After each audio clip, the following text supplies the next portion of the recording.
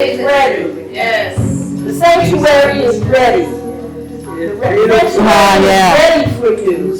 I sent out the video, I guess, to the people. Oh, yeah. And Love the song. we're just going to let our ancestor sister who reminded us of what the importance of the artist is. I mean, I grew up playing it. We need to tell our story. We need to be out there keeping it real, right?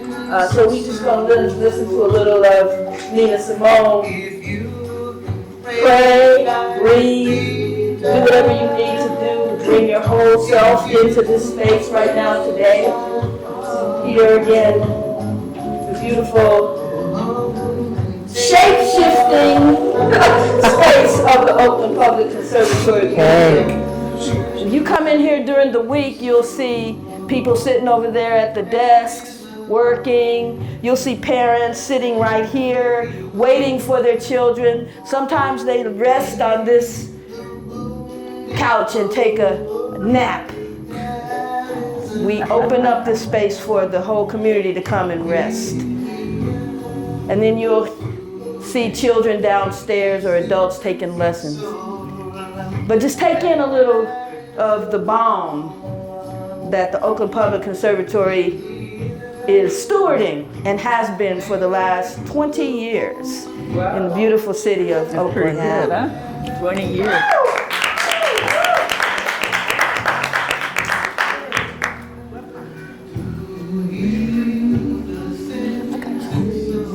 See, I'm sweating.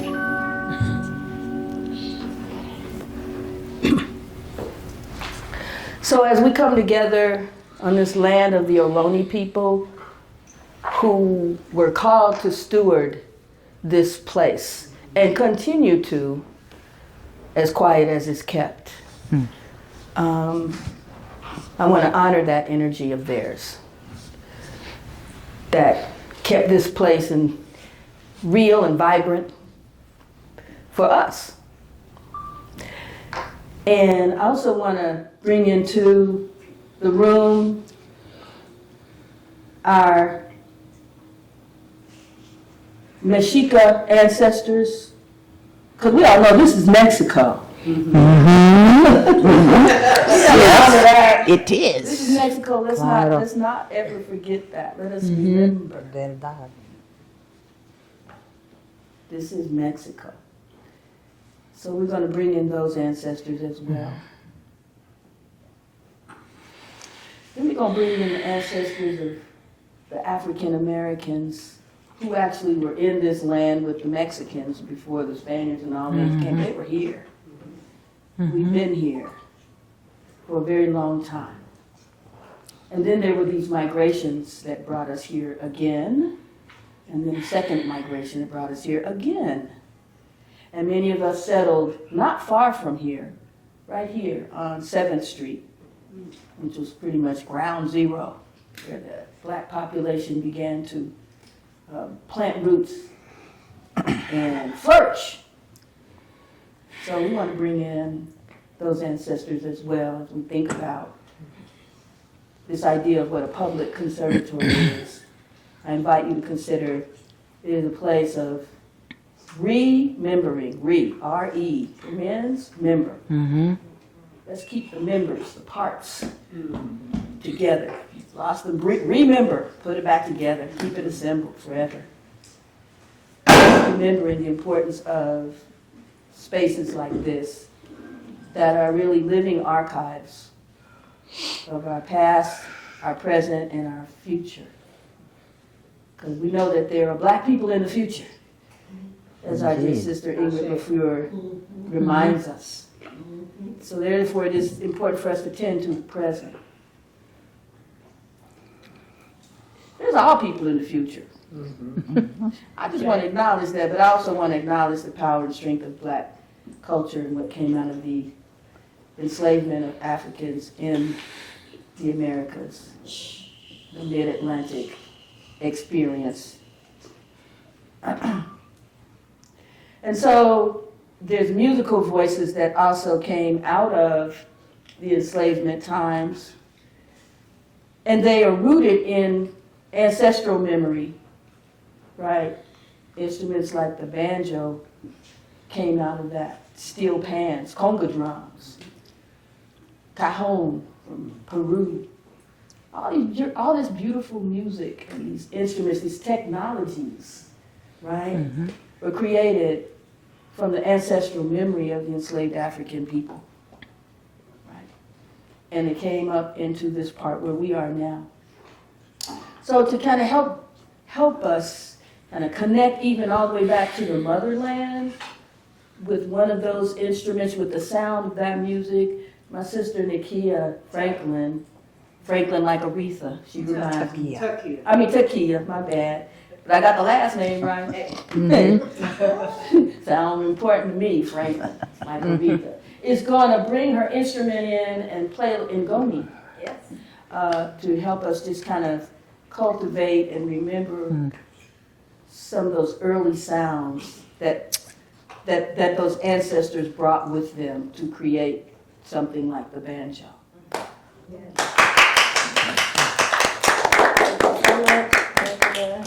This is it's an honor to be here. Thank you for allowing me to sit with you all. I do not take this privilege for granted. As she said, this is an ancestor of the banjo, the fiddle. It's called an ngoni, a West African instrument, and I have truly just been allowing my ancestors to speak to me, and so the instrument called me in December, and I can say that with confidence because I'm now playing it. So this song is an offering that recently came to me, and it's called Love Is All There Is.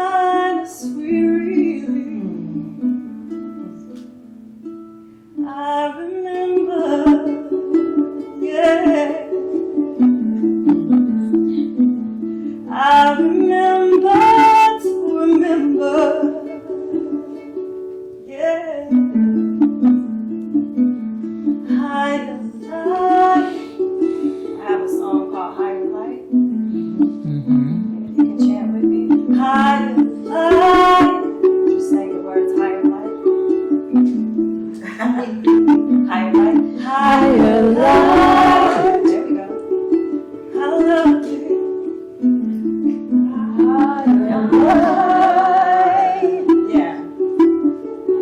Oh, I'm gonna get you right here. Higher light, Please keep singing that. And then comes the right here. higher light, Keep going with me, 'cause I got one more. higher light, Calling in prosperity for you. higher light, Calling in everything. higher light, Calling in everything. higher light, Calling in everything. higher light. Thank you so much. Yeah.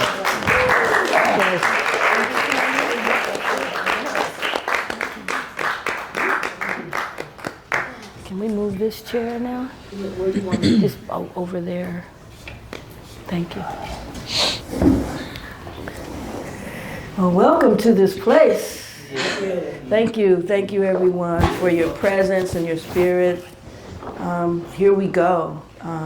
We all came today to commune with two legacies. What can I say?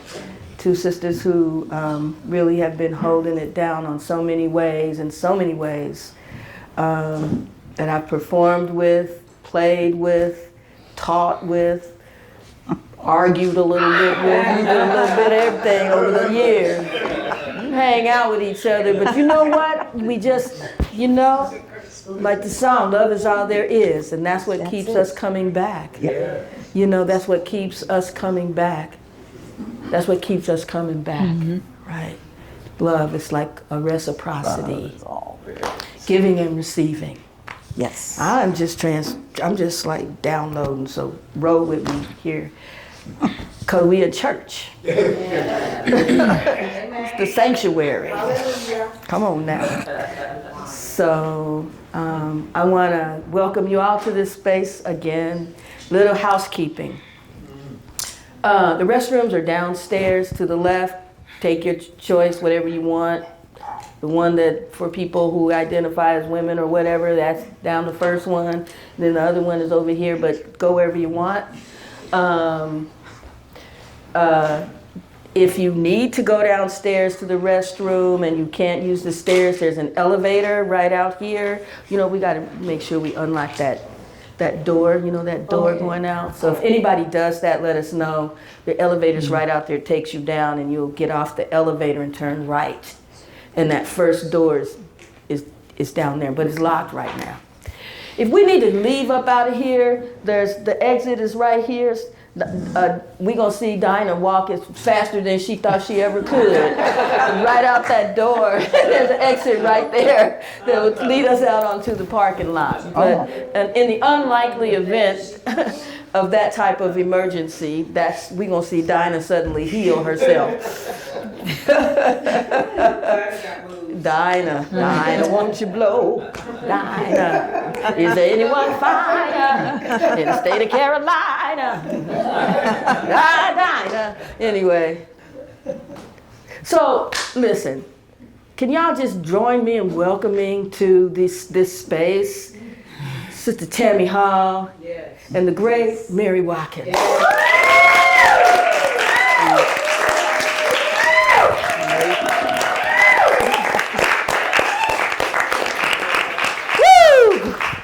Hey, I'm getting chills right now. I don't even know how to act.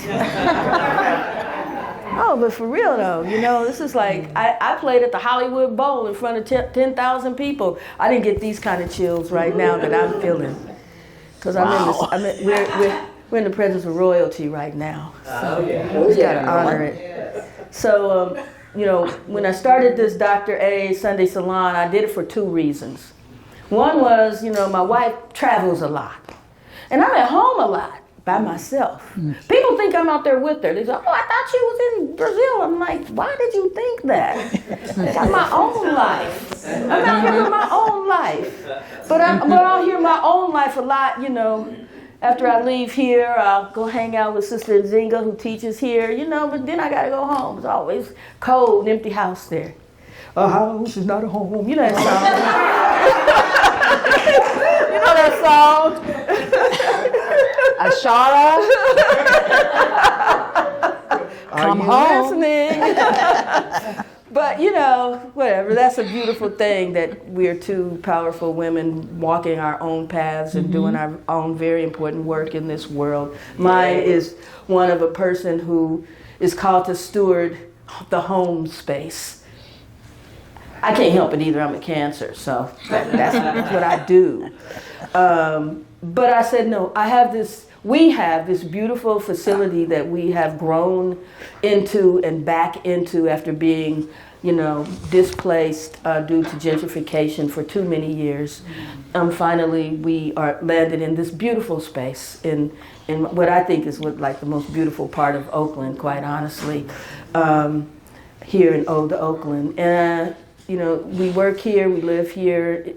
Most hours, I spend more hours here often than I do in my own home. Everyone loves being in here, and I'm like, okay, here's what I can do.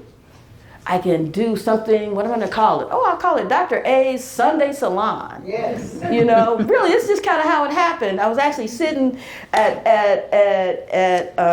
what's your name, Jean's house, and you know, it kind of like came. Another one of the things came, you know, one of the events came. And so I said, okay, that'll also be an opportunity for me to bring people into OPC and do some friend raising, right? Friend raising that leads to keeping this organization, you know, viable and relevant, right? And alive. It's always relevant, but alive, right? Oh, yeah. So Dr. A's Sunday Salon was born out of those two things.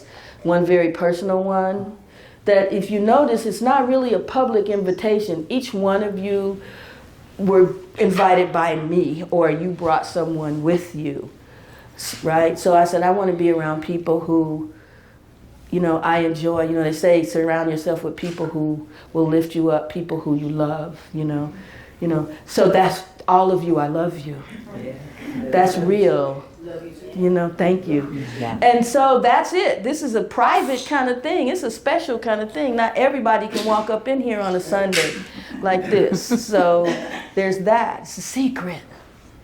Right? You get in a code to get in the door. And then that code goes away, and then we make another one for the next Dr. A salon. So for those two reasons, for me to have built community and for the community to come into the public conservatory and become part of this beautiful family that we have. How many people, this is your first time at the Oakland Public Conservatory? Raise your hands if this is your first time. How about the first time in this space? In this space. All right, see, we're doing good. Hey, I'm liking this, because when I first asked that, lots of hands raised up. But now we're doing it. Okay, so enough of that. I asked two things. Bring your undivided heart, soul, and attention to everything that is happening in this space. And I'm asking you to do that with one another as well. Talk to somebody today that you have never spoken to in your life. Stand up before them and connect with them. And every bit of our energy today is going to peace. We know that's all I'm gonna say, because see, y'all felt that. We know what's happening in the world. So it's just an honor and a privilege to be able to join and convene in this way together in Oakland, California. On March the 1st, as we launch International Women's Month. Come on, this is it, day one, right, Chim?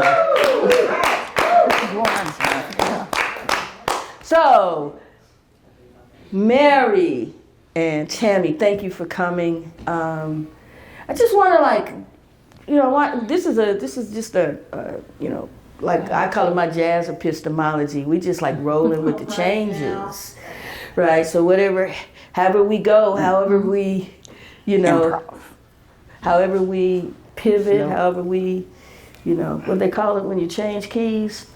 Modulate. Let's modulate together. Tell us a little bit about yourselves first, like, you know, just whatever you want us to know about you, what you think is important. Yeah, that's it. Well, my name is Mary Watkins, and I was You're talking to these people. Oh, Thank you. I was born. Yay, we're glad about that. I was born in Denver, Colorado, and I was adopted. And my mother she thought she always wanted a little girl that played the piano. And so when I was before I hardly knew what a piano was, she decided that I should have piano lessons. And this was sort of happened because her niece, her sister's daughter, started picking out tunes on the piano at 2 years old. So she didn't know that at this age, that's not a normal kind of thing. So I was 3 years old, and I remember this. I can remember pretty far back. And she was talking about this lesson that I was going to have that was coming up, and she was trying to prepare me how I should behave, and don't cry, and don't be nice, be quiet. So this was done. It seemed to me months ahead of time, but it was probably a couple of weeks. And I went to my first piano lesson, and I remember there was a box, that you get vegetables or fruit in, those things in the summertime. And it was turned upside down, and then there was a big fat dictionary on top of that box. And then there was the chair, and there were pillows, seen several. And I was sitting there with my feet planted on this little box, and she, introduced me to the keyboard and said, she ran her hands over the keys. These are the white keys. And then she ran her hands over the black. These are the black keys. And then she said, "You may be excused." And I mean, after all this buildup, what?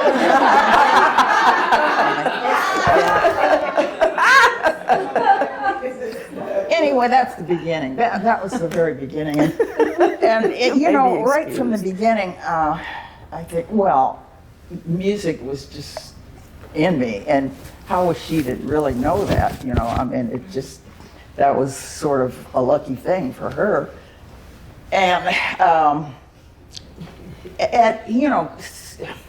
I started playing by ear, and they said, "Don't do that. We're giving you lessons so you can learn how to read music." And so they tried to stop me from doing that. It didn't work. But, from the time I was 8 years old, I started playing in church. We had this little kids' choir. I know it and well. We had these little white robes, And every fifth Sunday, the youth, the little children, the little sweet things, were in charge of the service. And so that's kind of where I got started playing in front of other people and accompanying, because I was accompanying the little children's choir. That's where it all started, and we can to be continued. Give us your origin story. You were born. You gave me a great start. Okay. I started playing when I was, I'm Tammy Lynn Hall, from Dallas, Texas. My grandmother adopted me. My mother died of leukemia when I was a year and a month old. and she was one of 9 children. She aspired to be a concert pianist. And some of her older sisters and one younger sister, my Aunt Deborah, who's the baby on that side, she took lessons, but she didn't pursue piano. My mother, whose name is Tommy Faye Hall, really wanted to play. I have no memory of connection, but the music is there. So she gave me that. She, as I understand it, she loved music, but she died when she was 18, and I was a year and a month old. My memory of the piano is at 4 years old. I think I was picking out something that I had heard at church, or if it was any song that I really liked and I wanted to hear it again, I would go to the piano and figure it out. And I wanted to hear all the parts. So I played the whole orchestra. Sometimes that works for me, and other times it does not work for me. Baptized at 7 years old at the Mount Moriah Missionary Baptist Church, and I played for the junior choir, the children's choir. 9 years old, I was playing for 2 churches, the piano and the organ at my godfather's church in Terrell, Texas, which is like 32 miles away from Dallas. I graduated from high school in 1979. I never went to any clubs in Dallas to hear jazz music, but both sets of grandparents, well, one grandmother on my mother's side, and then my grandfather and grandmother on my father's side, had, stereos, and they had children. And I had aunts and uncles, and I heard a lot of music. The youngest sister on my father's side, Claudine, and she's still with us. She had a really varied, really eclectic taste for music. The Friends of Distinction, Louis Armstrong, Three Dog Night, Santana, Led Zeppelin, Rare Earth, Nancy Wilson, The Fifth Dimension. I mean, it was that wide, it was that expansive. It's interesting that now her world is much, much smaller, music-wise, and God bless her in her experience, her life experience. And it is a miracle that she is here. That's okay, Claudine. But those things stuck with me. All that music stuck with me. The Lawrence Welk Show, the Carol Burnett Show, Flip Wilson, Victor Borga, Sammy Davis Jr. is on television, come on. The Jackson 5, Stevie Wonder's on TV. And kids are sponges, and I think we don't give them enough credit for their capacity of absorption. They take everything in. They are really paying attention. You may not think so, but remember when you were a child. Remember that when you're dealing with kids you think we're not paying attention. They are. They are. And they're taking it all in. Fast forward, 2nd grade, I was 8 years old. I was already playing, and both grandmothers got together and decided to get piano lessons for me. Her name was Mrs. Moore at the Charles Rice Elementary School, and she didn't know that I was memorizing all the lessons until one day she turned the page.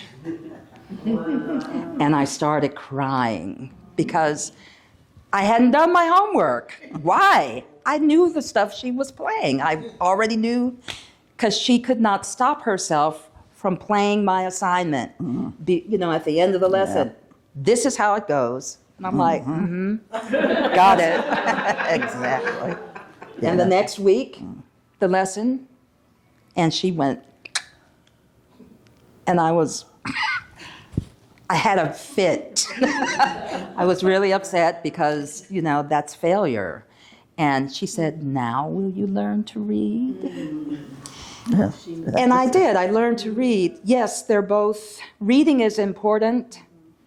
And I'll still say there is something about not shrinking your world to specks on a page, because it gets taken advantage of. Yeah, I learned how to read, but then those in power, when they see what you're already doing, they try to shrink your world, and then you're not fitting in.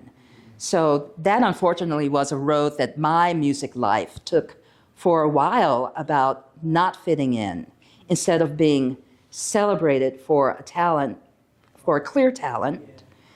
It wasn't that, it was, you need to conform. Yeah. Did that, got through high school. I graduated on a Saturday, and I was on the plane to California on the Monday.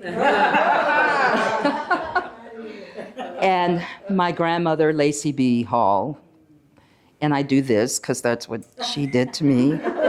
And, musicians I've worked with maybe over the last 20 years or so, have received that look from me as well.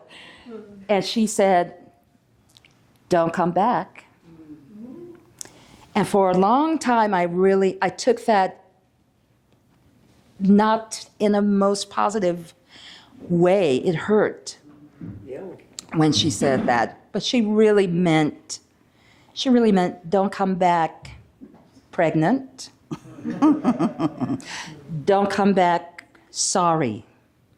Don't come back regretful for whatever it is in life you're going back to do. It's like, you walk out that door, go and claim your world. I'm sorry that she didn't have the words to say that. And it took me another 30, 40 years. I'll be 65 Tuesday to figure that out. And that's all right. Thank you, Mama. I haven't gone back. Sorry. I was not going to go back pregnant. I said at 5 years old, I am never getting married, and I want to play the piano all over the world. So except for Australia, China, and a couple of other places, New Caledonia, New Zealand, Motherland, all over Motherland. I got, Brazil. I've been everywhere else playing because of music. Yeah. It's a great, I don't know where I would be without music. And for that, I thank my mother, and I thank her father, Roy Cecil Hall, also, whom I did not know, but every time I'm at the piano, there's a communion that happens that I can't really explain. And it's like those moments that happen when we're in sync as musicians together. That's not just us. That's an embrace. It's a spiritual embrace. It's a divine, I dare say, embrace that we don't have a control over, but we give in to it. Music is not this thing that we continue to subdivide and subdivide and subdivide by genre. It's not that. It is so huge, and we'll never be able to describe all of it.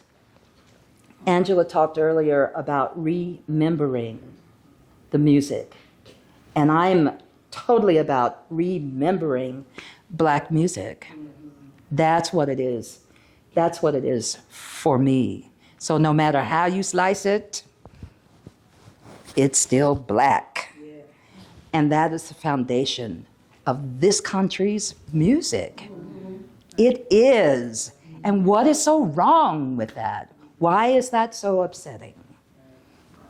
And I'll leave it there for now.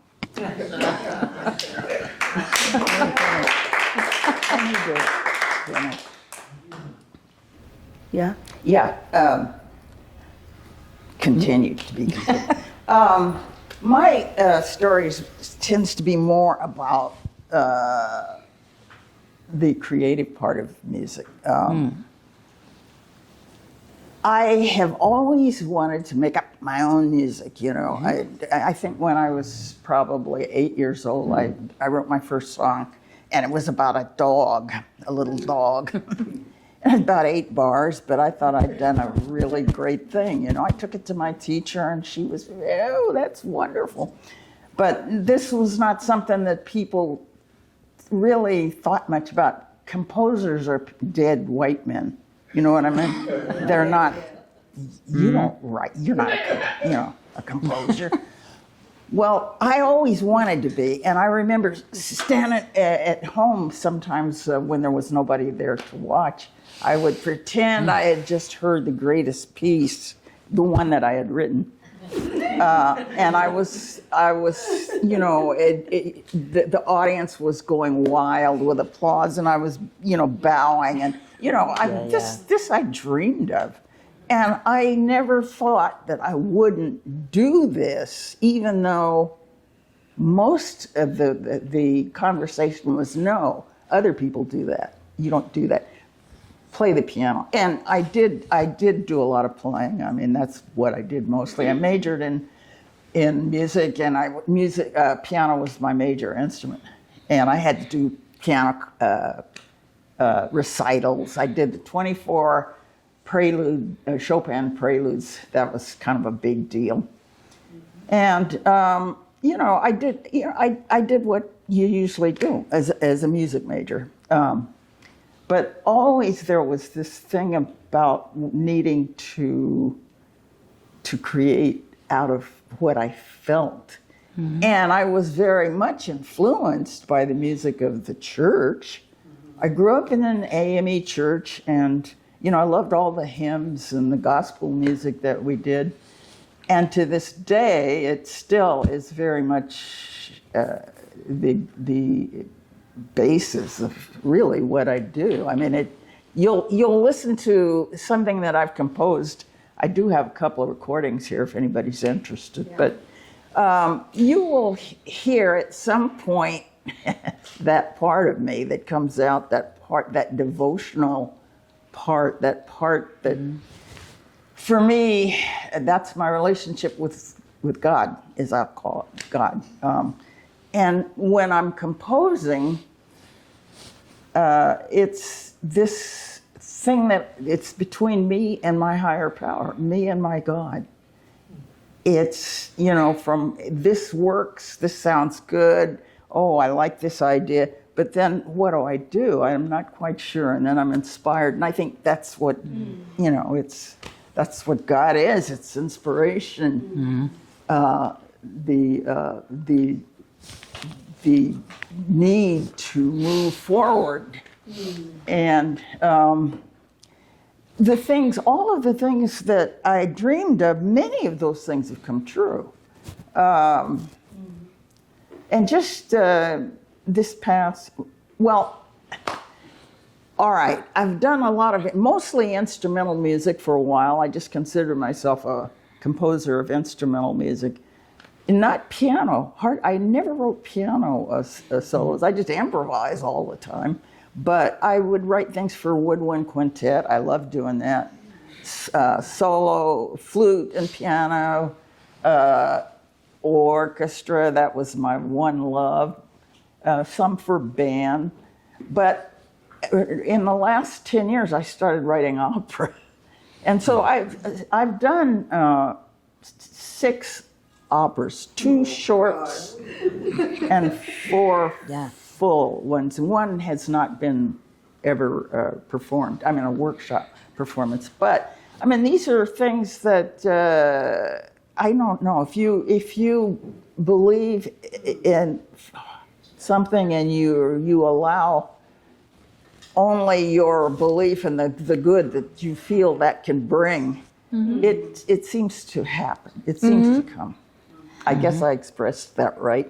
I mean, it just, the last opera I did was in, I did it first here in Oakland, and then it was done in Boston. we expanded it in full orchestra and the cast. But these are things that I feel that I've just been guided. It's like you say, it's you do it, you have the desire, and you just move forward. You don't know necessarily how it's going to happen. It's just, I'm going to do this. I do this. And somehow the opportunity arises that I'm able to do it. I just wanted to say that because the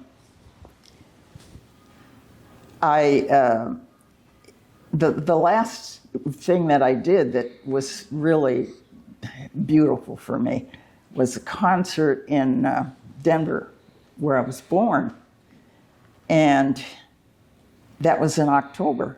And the piece that I wrote was, that's on the recording is 5 movements in color. And it's about 23-minute piece for orchestra. And it was performed in Denver, and all my cousins got to come see, you know? I mean, this meant a lot to me. And some of the people that knew me when I was growing up playing in church. And I'm sure they heard a few strains of that in some of the music. Anyway, that's I just wanted to say that. So speaking of doing and opportunities, I'm wondering if you might like do a little, an opportunity for us to hear some of what you're talking about. You would like, show us some one of those moments of inspiration or whatever you'd like to, whatever.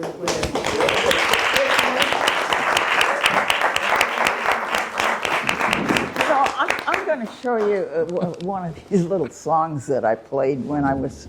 I think I was 8 years old, and the choir, we had this little choir, and I'd been told you must not play by ear, you must play by the music. And of course I was cheating all the time. And I'm hoping that they wouldn't notice. And so we had this one song, "Oh, When the Saints Go Marching In." And I was supposed to be playing it,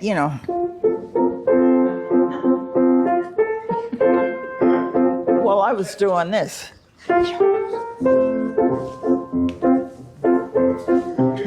Well, my mother says, "Don't do that, don't do it." But, it felt good because I was... Yeah. Anyway, that's... that was a little bit more fun.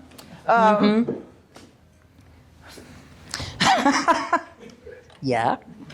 What am I doing here?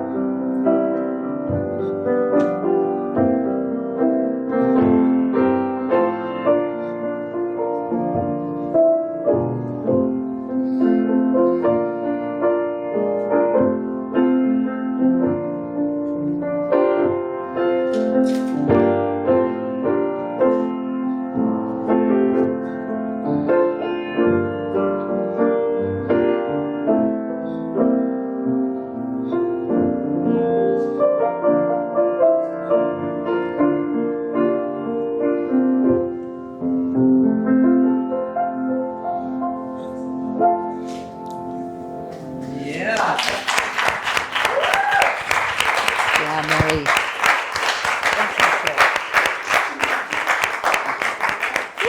That song of the soul. Shout.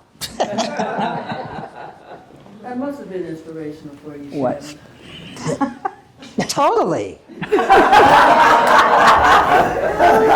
I'm just letting it settle in.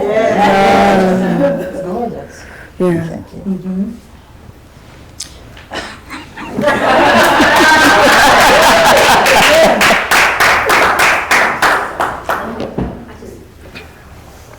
Did you write that, Mary? Pardon? Is that yours? Yeah. Yeah. There you go. Well.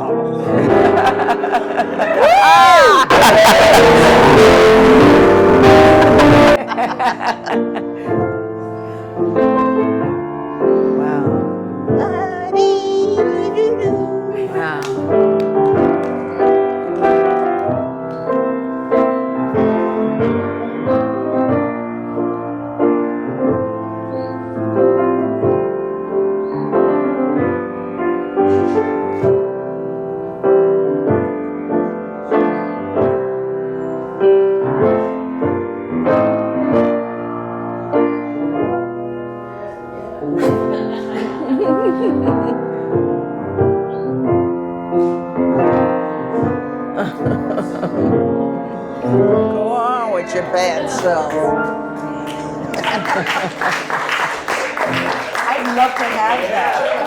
I want that too. I give it to you. Yeah, Give it to it's you. beautiful. Thank you. It's beautiful. I'll never forget the first time I went, or maybe it was the third time, I went to the brick hut. Oh yeah. If you know, you know. Talking about the bread. Yeah. I was must have been a sophomore at Mills College, and I walked in and I saw Mary Watkins and Linda Tillery at the bar of the Brick Hut. Yeah. It was a wonderful lesbian-owned cafe. You don't say. Breakfast. I think they closed at 3 o'clock. Yeah. Yeah. And the thrill was just to go, little fledgling me. And there she was. And I had seen you on the first time I saw you was on the cover of Something Moving. Yeah.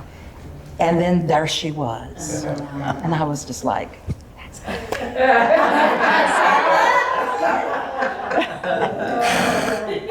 wait, and that's Linda Tillery. And then Vicki Randall walked in. Okay, I can die now. Like, it was a fabulous feeling.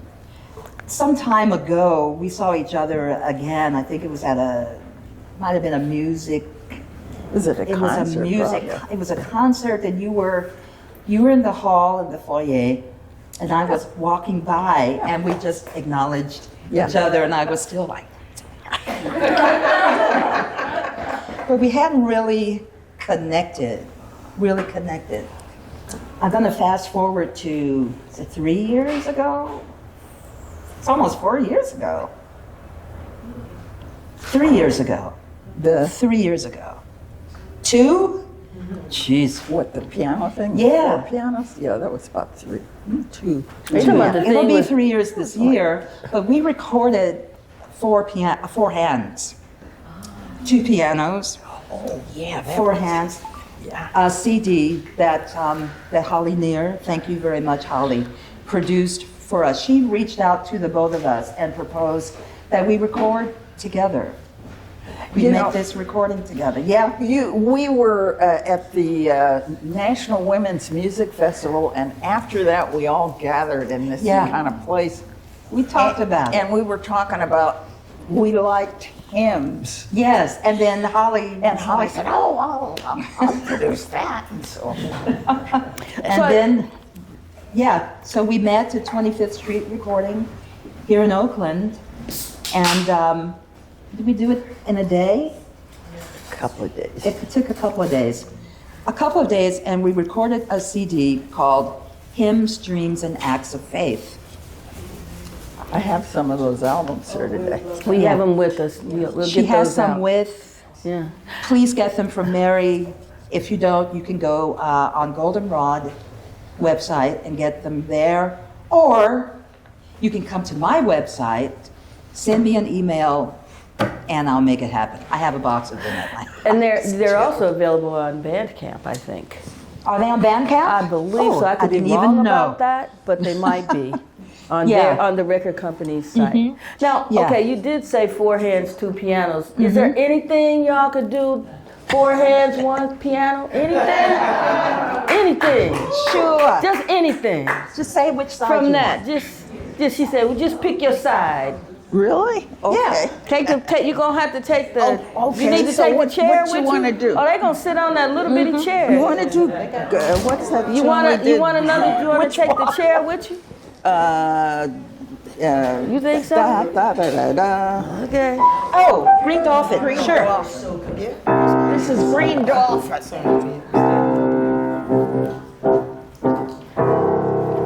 Is this off? Is this on? Oh, gotta be quiet then.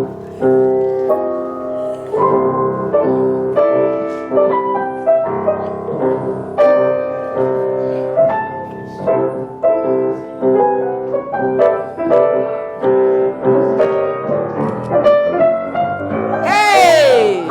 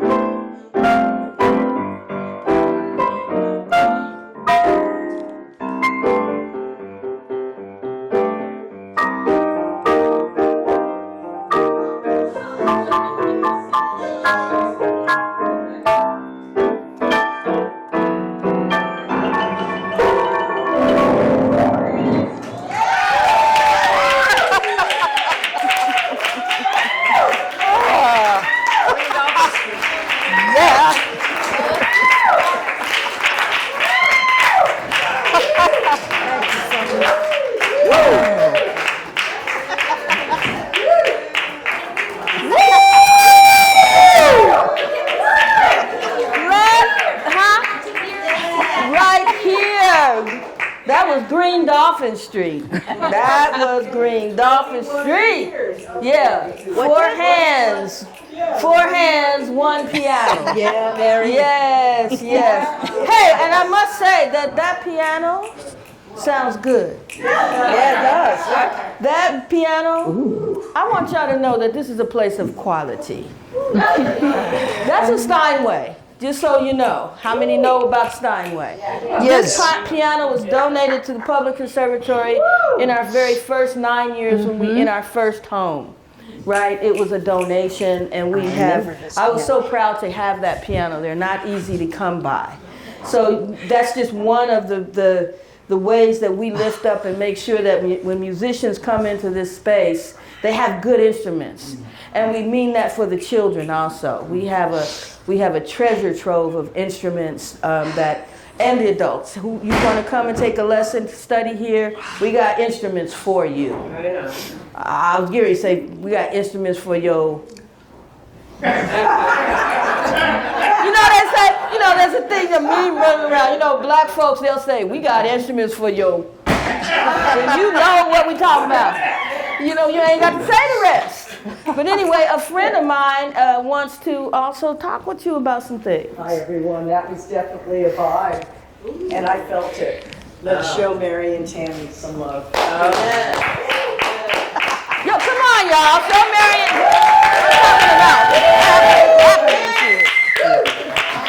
I am humbled and honored with this access. And in this very brief journey called life, in this moment in time, I got to experience the two of you. And I feel the same way about her that you did as well. Yeah. On February 12th, a black woman and a Jewish woman walked into a coffee shop in downtown Oakland. The black woman was Angela Wellman. The Jewish woman was me. What she was. And it sounds like a joke, but it's not. We spent 3 hours together that afternoon, and there were many things between us that were unspoken. But there was a recognition that when we met, that things were passed down in families like ours. It's about rooms and gaining access, and the access that we have in this room today. Sometimes we were allowed into the room. Sometimes we were tolerated by being in the room. And sometimes we had no access to those rooms.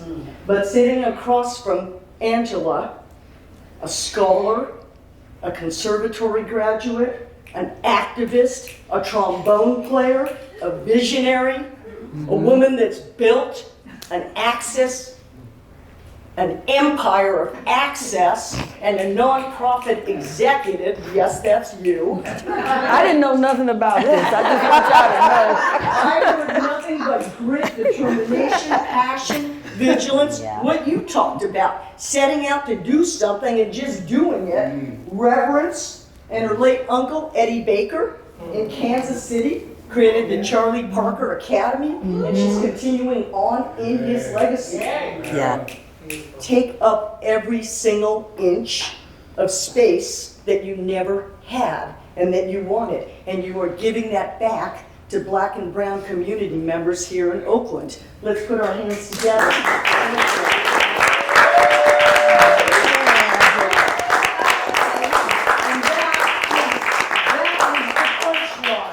So 2 women in a coffee shop in Oakland on February 12th, talking about rooms and access, and again today creating this space for us in this room to experience Mary Watkins and Tammy Lynn Hall.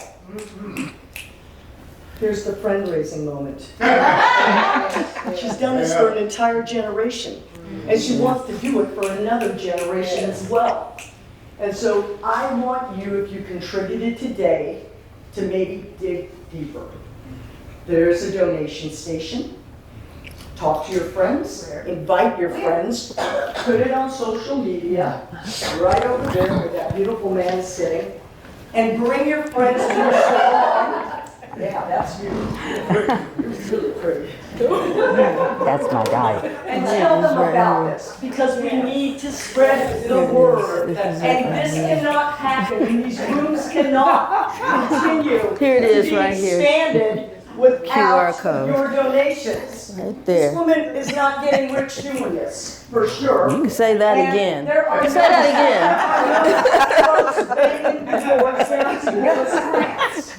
Today, there is somebody in the room who has agreed to match every donation that we get. So you can put Wonderful. more money in a pot if you'd like by midnight. And I'm calling you at midnight to see what the tally is. Ooh. So by midnight, take that QR code, go online.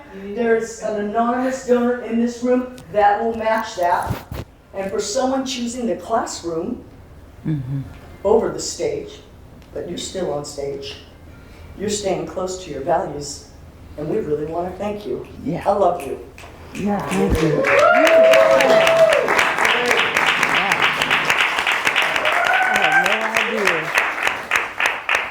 I had no idea that she was taking notes when we were drinking coffee. She was just like, I just want to, hey. Thank you so much. That means so much. Wonderful. You took some notes. Can I sing a song? Yeah. Will you play for me? I sure will. I remember you. I think I do it in F. Okay. I used to play the trombone. I haven't had the. I remember you. That's it. I remember you.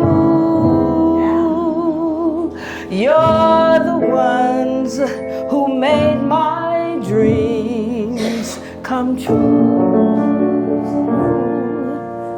A few kisses ago,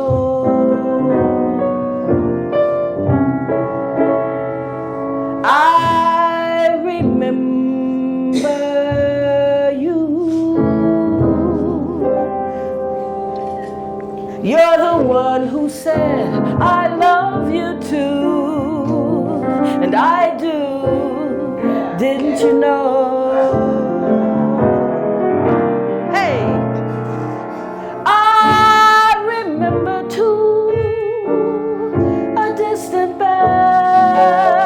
And stars that fell like rain out of the blue. When my life is through and the angels ask me to recall the thrill of them all, then I will tell them I'm going. Don't you know? I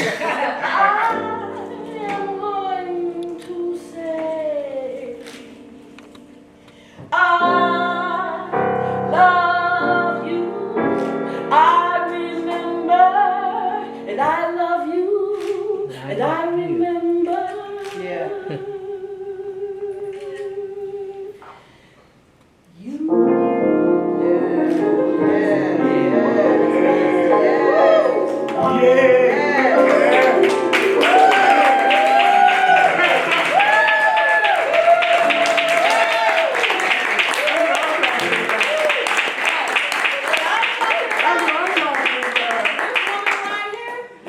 This is the vocalist, accompanist, ain't can't nobody beat her. That's right. That's right.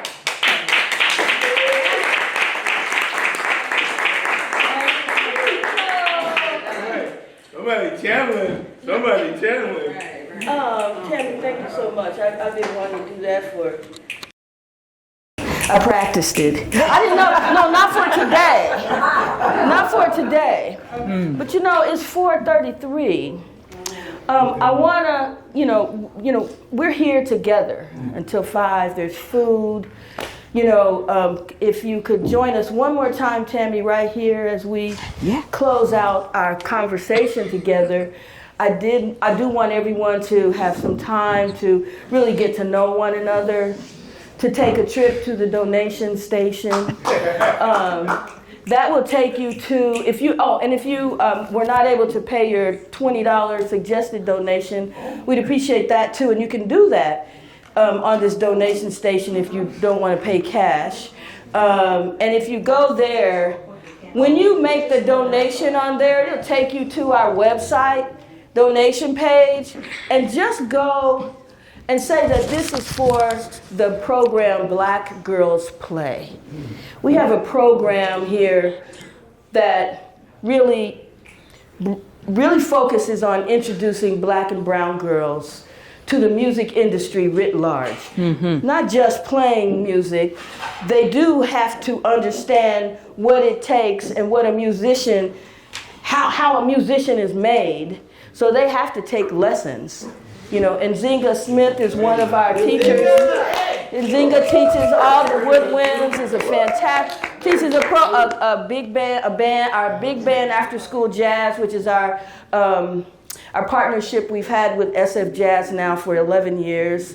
And she also teaches, 2 or 3 years ago, we started after school jazz for girls because they wanted their own space. In fact, she was like, can we just bring in this one boy so we can fill out the sound? They're like, this is our space. And they made it very, very clear, right? They were. Yeah, I just want to say one thing, I've taught for decades in private and public schools, and what I noticed is I teach the lower school, which is 3rd to 5th grade, plenty of girls. 6th grade, some of them will sign up. By the time they get in 7th and 8th grade, They don't sign up. they're not interested anymore. And it's mostly because of the boys and the way the boys are in middle school and the behavior. They're so different. And they drop music, and by the time you get to high school, there might be one girl, if any, in the band. And so this is really a good way of holding on to our children, our girls, in music. And I've got about a dozen children now, keeps growing in my after-school jazz for girls class. And they just are so happy and giddy and excited to be there. These are girls who are in the private school I teach, they won't join the band. They're only here. So, and one of them went back to the band just so they could have more experience on the instrument. They could have it here, and also, even though, at Headrest they're just so outnumbered by the boys. But it gives them a reason, right, to continue in their own school because they can play here. Oh, that's So beautiful. all I'll say. Thank you. So you can. We've been doing Black Girls Play. Was really generously funded. That funding changed over the last several years, but the initial pilot was funded by the Novo Foundation back in like 2015. 3 years of like really good funding, and then that changed. But the program continues nonetheless. They learn. How to be roadies. They work. One of our girls if you were at Melba's Kitchen the other night, you saw Nzinga, you saw Arnetta, who was a Black Girls Play guitarist back, I don't know, 7, 8, 9 years ago. She was playing with their band. Wow. Right? So she started out as a roadie. She took some private lessons here at OPC. She had a job working with them. They got paid, and then she ends up playing at Yoshi's. So that's the kind of work, and gets better every time. So the Black Girls Play program, they're learning about becoming DJs. They're learning many things. We want to really integrate them, teaching them to this tech side of things, to the marketing, to the whole world of music, where we see that Black women in general are woefully underrepresented in any of these professions: engineering, sound, lighting, piano technicians. Let's go learn how to tune a piano. That is a very important. We can hardly find a piano tuner around here, and it costs a lot to get them to come over here. Yeah. $350 to come tune the piano. No, but you got to do it. Yeah. So could a Black girl. Yeah. So anyway, I could go on and on. I'm happy to talk more with you about that, but I want you to get to know one another. I want you to experience this space. I'd love to show you the rest of the school. We've got classrooms downstairs. That's it. Eat up the food. Thank you so much. Thank you. I did have a question. I wanted to ask, does anyone just have a burning question they'd like to ask? You could ask one question. Tammy and Mary, go ahead. Your current projects. Me? Yes, both of you. What are you doing now currently? You got any projects going on? You want to show up in Oakland, do some things? I want to know. Well, I'll tell you what, right now I'm thinking about it. Okay. I don't have a project lined up right now. What was the opera that you said was workshopped? Is that something you want to see produced? Yeah, that's a good question. Well, I would love to see the first opera I did was Dark River, and that was premiered here in Oakland at the Oakland Lyric Opera Theater. But it went on to be produced later. By the title was changed to "Is This America?" Because it was about the 60s, the voting rights struggle in Mississippi, and Fannie Lou Hamer in particular focused on her work. And so it was done in Boston in 2024. God, I'm getting the centuries mixed up. Anyway, a couple of years ago, it was a year and a half ago. It was produced in Boston. And it, full orchestra and. Under Dark River or not? It was called "Is This America?" It was the title was changed. The last opera I did though was hasn't been produced yet, but it was done. On my head's. I'll have to think about that. The Civil War. I can't think of the librettist's name, the person who wrote the story. I did the music. I don't know when it's going to be produced, but look forward to that. I have a question. Can you tell them something about your production of Nutcracker Sweetie? Oh, yeah, for several years, from 1990 to 2000, I think we, in collaboration with, I'm getting old. I'll take it. Dance Brigade, San Francisco. I was the music director for that, and so I did. It was a spoof on the Nutcracker, and I did sort of a jazz or contemporary version of the Nutcracker music. And we had a small pit orchestra, it was actually about I think it was 13 people in the orchestra. And we did it every year from 1990, I think, until 2000. It was somewhere like that.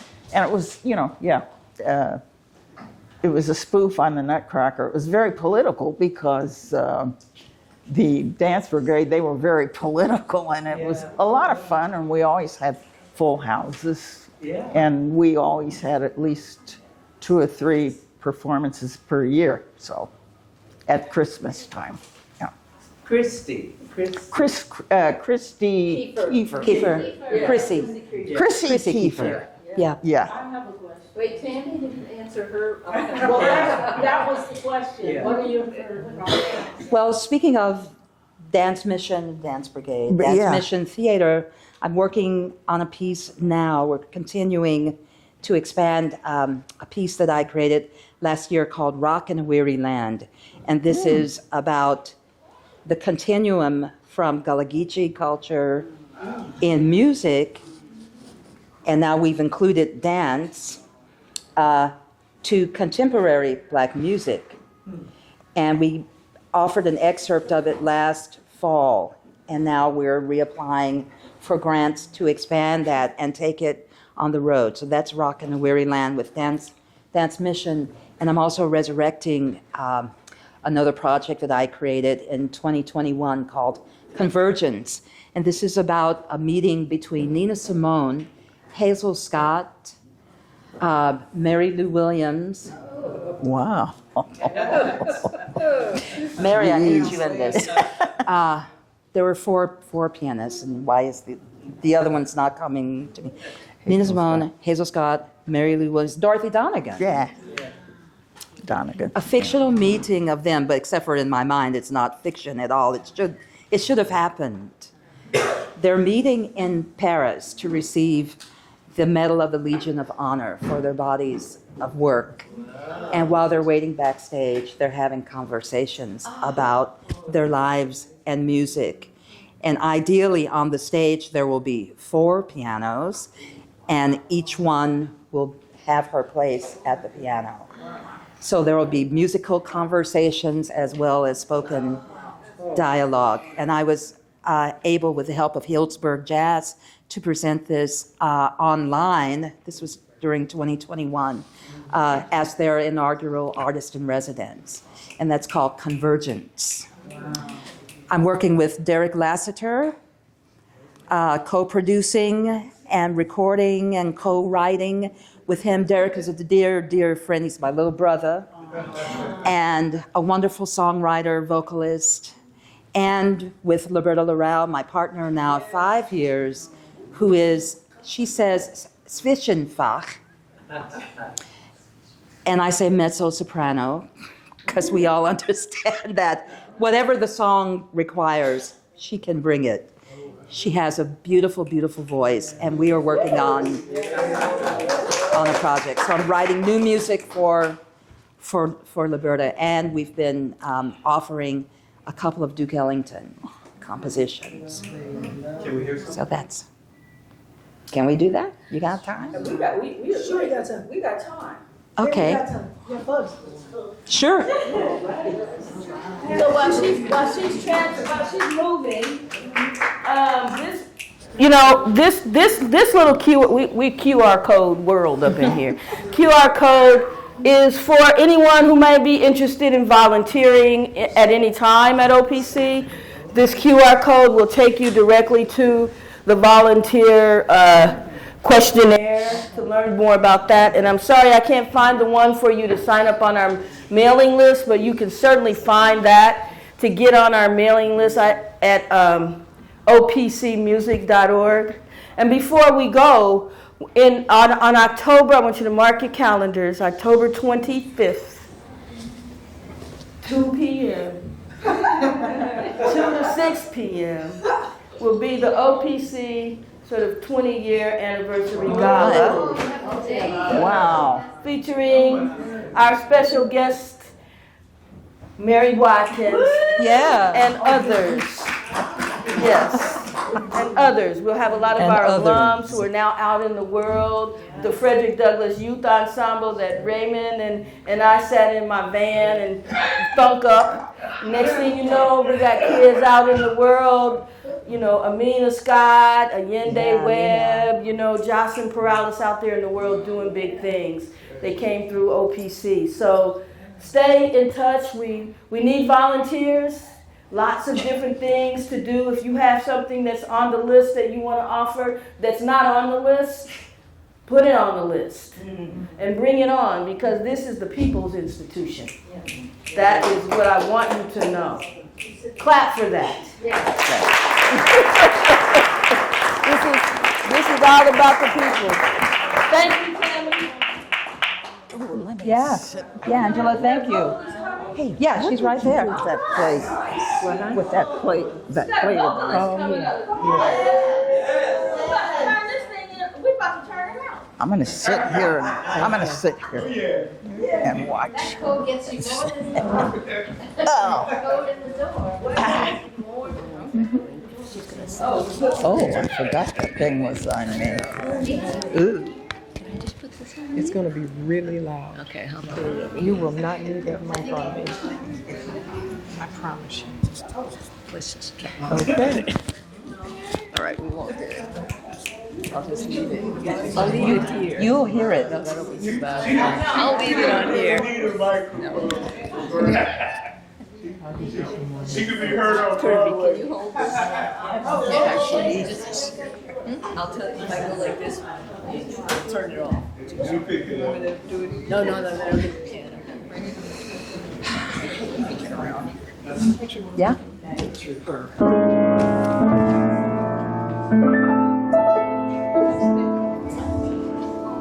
No? Yeah, face the...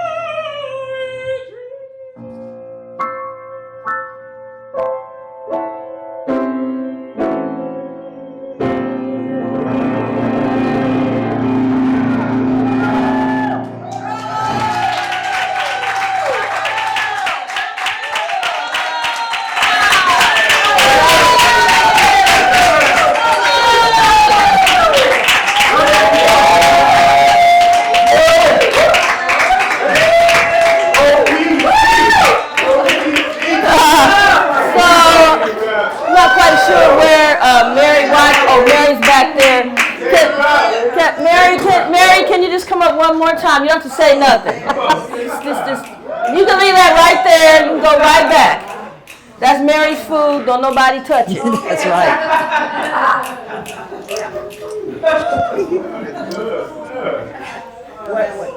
We're just going to stand up and we're going to take a bow. Can you all please give us a warm appreciation for Carol Hall and Mary Watkins. One more time. Yeah. Thank you so much. Wait a minute, let's take a look here. Yeah. Mary's hungry.